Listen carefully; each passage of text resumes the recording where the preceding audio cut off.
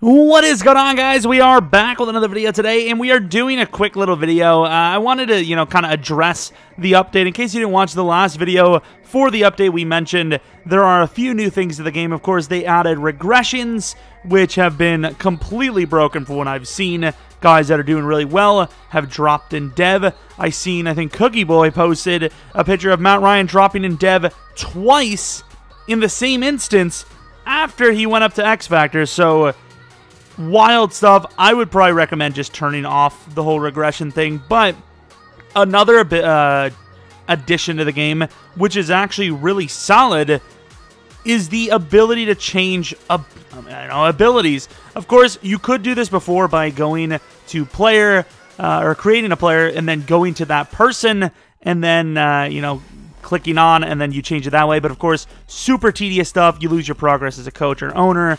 It just wasn't worth it. But of course, now we have that ability. Of course, there also is quarterback dev scenarios, which are semi-tough, depending on what league you're in, what kind of league you're in, and, what the difficulty may be. But today, as per the title / thumbnail, whatever, got you here, I suppose. Appreciate you being here as well. Like and subscribe, maybe. Second channel, a couple of videos up there today, hopefully, and maybe a stream on twitch.tv/Jeromepkr, and another video on Madden today on this channel. So things are popping off, but we are going to show you, in my opinion, the best abilities. And if I'm not mistaken, unless I'm just dead wrong on something or they patch something, these should be almost 99.9% correct as the best abilities. And there will be a few where I have to say, this is the best if you do this or that, because there are different play styles of running backs and wide receivers and tight ends and stuff. So, without any further ado, we're going to start with the quarterback position, which probably shouldn't be super hard. Now, this one, it depends on what your definition is. Bazooka is a very good ability, don't get me wrong. But Omaha, as pure cheese goes, is obviously very, very good. So when they enter the zone, they have full vision of the secondary's defensive coverage before the snap, which is absolutely nuts. You literally, if you know football, you literally can make the hot route to just destroy them. But of course, going on to the next one, like I said, it's very easy to do this. All you do is click A, and there you go. Inside Deadeye, don't get me wrong, it's good. However, if you're in a position where you have Superstar X Factor on a quarterback, I'm going to go on a limb and say you probably don't need better accuracy, per se. So what I did was go for Quick Draw, which gives the passer a faster passing animation while they're throwing under pressure. This ability Kyler Murray has, so OP. You can get the ball out when there's someone on you. You get the ball out without getting sacked, and it seems like, for the most part, the ball just kind of goes down rather than most normal quarterbacks. The ball kind of just floats up. So Quick Draw seems really OP to me. Now, I did say you probably don't need, abilities, but once again, this comes down to what quarterback or what, if this is a pocket passer, you can't really do anything with, like a juke move type thing. But I suppose if your quarterback's in the 90s, jukebox is obviously really, really good. Roaming Deadeye, I just don't like that per se. But yeah, I think easily Pocket Deadeye is the best. Passes with this ability have perfect accuracy on all unpressured throws while their feet are set in the pocket. Now here's the thing. All unpressured throws, we're going to skip to number 4. That's not true. Which one was it? There was one where you could that one could work, right? I'm trying to think. Was it Fearless? Yeah, this is the one. I don't know why it switched. I must have double tapped it. Pass Lead Elite is great, don't get me wrong. But with Fearless, this is one of the biggest things that causes interceptions is the pressure from the defense.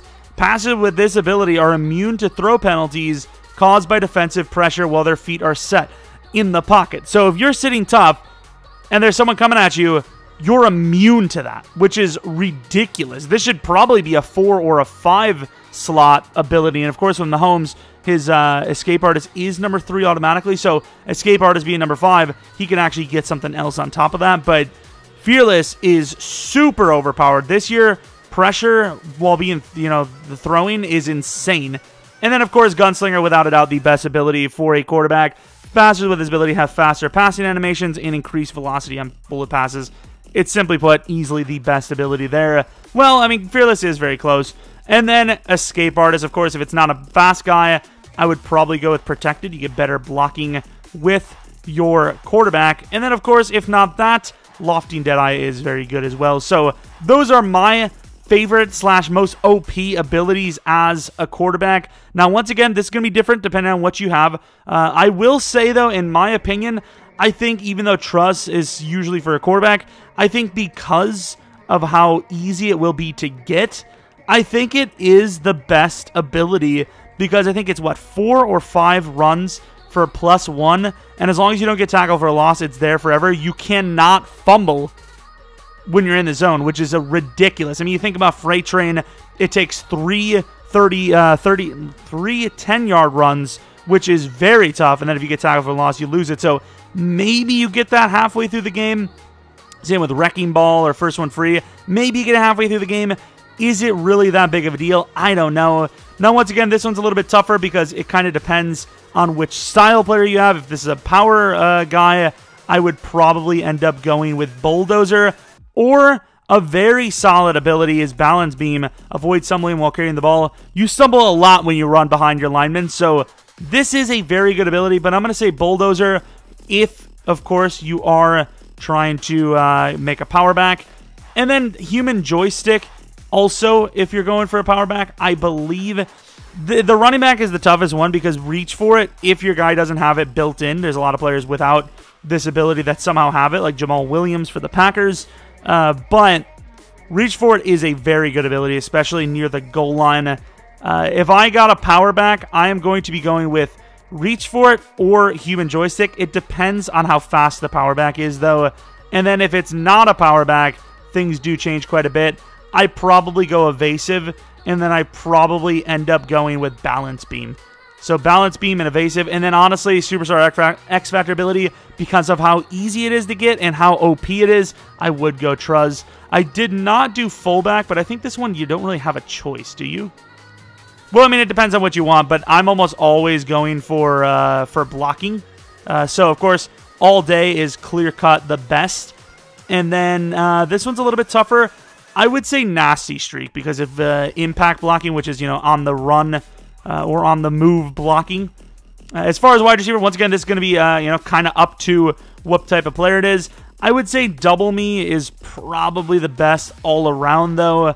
I guess rack them up if you have this type of fast player, I suppose. But once again, these are all going to be, like, contested. So the majority of us don't have the guts to do a rack catch when it's contested, right? As far as these go, the wide receiver abilities aren't super crazy good. Once again, it could be... Ooh, Short In is very good, though. I'm going to say Route Technician for any type of wide receiver just because, it affects everything. The last cut of any route, you're going to create separation. It's really good. But if it is a bigger guy... Honestly, I'm just going to say Route Technician's the best. It's just so good in general. And then once again, this one could change. Red Zone Threat for sure if it's a big guy. And if it's not a big guy, maybe... I really do not know how good these Apprentice ones are. I don't know how good the Audibles are. Slot-O-Matic is very good if the guy is going to play on the inside for you. Once again, it depends on who you want. But I would probably go with... Deep Out is so hard to cover if it's a good receiver. Maybe just do Slot-O-Matic and put them in the slot. If they're big, Red Zone Threat. Wide receiver is the toughest one in my opinion. As far as tight end goes, once again, you're going to see Route Technician because, of course, it's just so versatile. Double Me for any type of guy. And then this one's going to matter depending on what they are. If they're a Gronk type of guy, big, powerful guy, maybe go with Armbar. Maybe Tank is not a bad idea because, you know what? Tank? I'm going to say Tank is the best ability here because there's a lot of times, because tight ends are kind of on the slower side. They're bigger, easy to hit. You can't really hit them at all. If you hit stick them, they're going to bounce off. They're just going to simply bounce off. Of course, All Day, if you like running the ball, is a very, very good ability. If you like to run the ball, 60+% of the time, All Day. Do it. All day. Of course, another really good ability would be Bulldozer if they're a trucking type guy. Does Slot-O-Matic technically work? I'm going to say for just in general for anyone, Slot-O-Matic or Tank are the two best abilities for that first slot, and then Route Tech just in general for pretty much any receiver. As far as O-line goes, there is, two types of O-line, interior and exterior. So all day for the tackles, blockers with this ability will allow less frequent shed attempts by their block target. And then edge protector blockers with this ability reduce an edge pass rusher's chances of getting a quick block shed. With these two combined, honestly, the linemen, they might never get beat. I'm just going to be honest. They might literally never get beat. As far as, I put him at Superstar X Factor. As far as guard goes, once again, all day is most likely your best ability. Unless you run a lot of pitches, which I think pitches just suck. But Polar Elite could be for you if not for if you do like pitches. And then Matador, because of course they're on the interior. Blockers with this ability have stronger protection against bull rush moves attempted by defenders. So honestly, if you have all day in Matador, if you're going against Aaron Donald, honestly, he's just another guy. He really is. Like, it's just going to negate everything. Now we move on to the defensive side of things. Alex Okafor, of course, a smaller type of guy. Once again, max speed here. If this is, I'm going to go for edge rusher and interior. We're going to go this guy for left end, and then Chris Jones, the DT, for your big guys. If you're playing in a 3-4, that's your left end, right end DT. If you're in a 4-3, just straight up DT. Unstoppable Force. This one is a little more up to debate.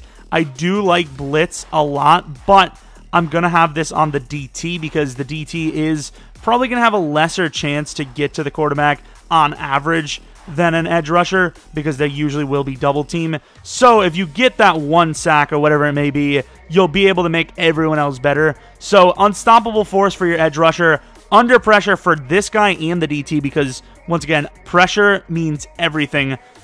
A little bit of pressure can completely change the entire game. Pick six on a wobbler, anything can happen with that. And then, of course, edge threat. Of course, if this is a DT or, in a 3-4 defensive end, this is what I would suggest.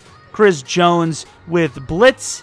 Inside stuff, just because the other ones aren't really that good. Maybe extra credit, but usually if you have a really good player, you probably don't need them. I suppose instant rebate or extra credit aren't terrible. But, wait, yo, I had apologize, under pressure for every pass rusher you can get because it is OP. However, if you already have a guy with under pressure, maybe think about not going for it because obviously there's a good chance one of them will get there. But I suppose if you have both, pretty good chance the quarterback's going to be literally under pressure all game because, like, this is, I mean, half the time you don't even need to actually win your freaking shed and you're going to get the pressure on them. And then, of course, I mean, everyone should have saw this coming. Really, if you can get this on an edge rusher, which I don't know if you can. I looked at it. I didn't see it. If you can get this on any pass rusher, put it on. El Toro is so OP. It's that move where your guy, like, kind of speeds up and just throws them down. Like, they just overpower them. It's so good and clear-cut, the obvious choice there. And then we go for linebacker. This is going to work for all linebackers. Once again, if you have a 3-4 and you have left out, right out, make it based off of this guy. And, the interior, left end, right end DT, make it off of Chris Jones. And then coverage, if you're in a 4-3 and you have a left out, right out, middle, this is what you want anyways. So Avalanche, which is basically if you're running towards the line of scrimmage and you hit stick with this on, you are literally going to force a fumble every single time, which is nutso. I mean, you compare that to the rest of the stuff, it really doesn't. I mean, there's just nothing else that really makes the play, honestly. Shutdown, okay, dude, like forcing completions. How many times are you going to force an incompletion with a linebacker? Momentum shift, I suppose, maybe. But once again, offensive abilities are tougher to get in general anyways. Zone Hawk, once again, like enforce in completions. This one, reinforcements, okay. The problem is it doesn't last that long. And once again, incompletion, super hard to get as a linebacker. More importantly, tackles for loss, even harder to get. Run suffer, make tackles for loss. Once again, it's just about what's the easiest. Hit stick tackles happen a lot for linebackers, which of course brings us to the second ability, Enforcer. There of course are some other ones, different out, whatever it may be. Reach Elite's not a bad one either. This is very tough between Reach Elite and Enforcer, but obviously hit sticks are massive in the game. Forcing turnovers is obviously, with defense playing, you know, it's really hard to win on defense. Hit stick fumbles change the game so much, and obviously with Enforcer, it brings the chance very high. Secure Tackler in general, I think, is just the best ability here. I don't like, you know, really any of these other ones. Under pressure, maybe, but once again, unless you blitz your linebacker a lot, it's just going to be a wasted ability. So, for sure, Secure Tackler, 90% sure Avalanche, and then a 50-50 between Enforcer and, where is it?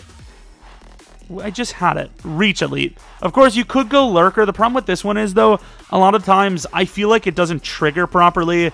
I guess maybe Lurker isn't bad. So, a three-way tie between Reach Elite, Lurker, and Enforcer. Personally, I get more hit stick attempts than I do, you know, crazy jumping picks, or I suppose the run stuffing one. So, I'd say Enforcer number 1, Reach Elite number 2, and then Lurker number 3, but I mean, it's kind of up to you.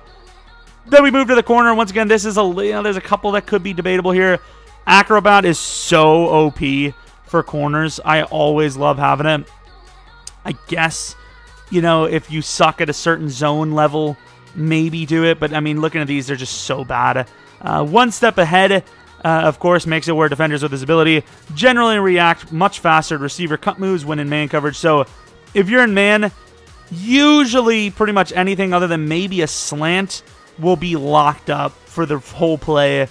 Of course, if not that, for sure bench press. Bench press and one step ahead are the two choices. The other ones are, I mean, they're decent, but without a doubt, it's bench press or one step ahead. I give the slight nod to one step ahead, though, because not every corner can, you know, successfully press a wide receiver, but every corner does need to be ahead of the wide receiver's cut. So that's why I did that. And then for the technical last player, the safety position, Zone Hawk. Once again, this is tough. You could go universal coverage. I don't know. It's kind of tough. It's all going to be forcing completions pretty much. Selfless, I don't like it because you can only have 3 guys anyway, so you're helping your 2. But it's not the worst if it's a safety, I suppose. If it's you have 3 guys only, selfish isn't the worst, but selfless isn't the worst, but the other ones, you know, if you have more than 3, I wouldn't even activate the safety ability. But ultimately, I don't know, when they enter the zone, all field opponents are knocked out of the zone. I just don't like it. Reinforcement, I guess, once again, I just don't like the way it lasts.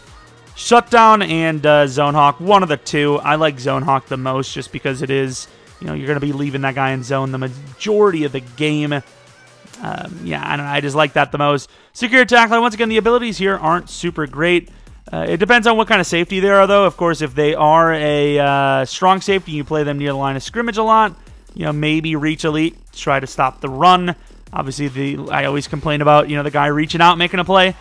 Flat zone coverage, supposed to, if you're near the line of scrimmage all day long. Acrobat never hurts, but Secure Tackler for a safety, I think, is just in general the safest bet. And then this one, once again, depends. If you're using this guy and you're going to be like 10 yards or deeper, Lurker is probably the best ability. But if you aren't, and let's say you're a strong safety, and you're going to be leaving them near the line of scrimmage and press the tight end or whatever, bench press is definitely up there. So there's a few of these are clear cut. Some of them are debates. Depends on how the player is built. Depends on if you're going to use them. You know, how they're going to play and who they are. Of course, for kicker, this should be pretty obvious. Clutch kicker, it just isn't worth it. Half the time, the ice the kicker doesn't even work. Focus kicker, the thing is, focus kicker can hurt you if you get iced. It is sometimes tougher, but of course, with focus kicker, the kick bar slows down, and it makes it almost impossible. I mean, even if it lags, it makes it pretty much impossible to miss a kick. And then, of course, with a punter, you have literally no choice. And, of course, you wouldn't want any other choice. Focus kicker on a punter is absolutely broken. Of course, we could simulate the season. It just doesn't really matter. Those are the ability. Actually, you know what? I will simulate the season. I want to see what the chances are. I'm going to put Mahomes at normal. I want to see what the chances are of him getting a or multiple breakout scenarios on the season. And then that's pretty much that. Let me know in the comment section, though, if I made a mistake. If there's one that, like, I clearly missed and they're way better than that. And if there's any other videos in the future you'd like to see kind of on a similar style topic, like something about scenarios or, you know, I don't know, something, let me know in the comment section below. All right, here's my first look at the playoff pitcher, you know, new overlay. This is pretty cool. I like it. I like it. Of course, I would assume it's going to update every single week. Obviously, this team is, you know, perfect.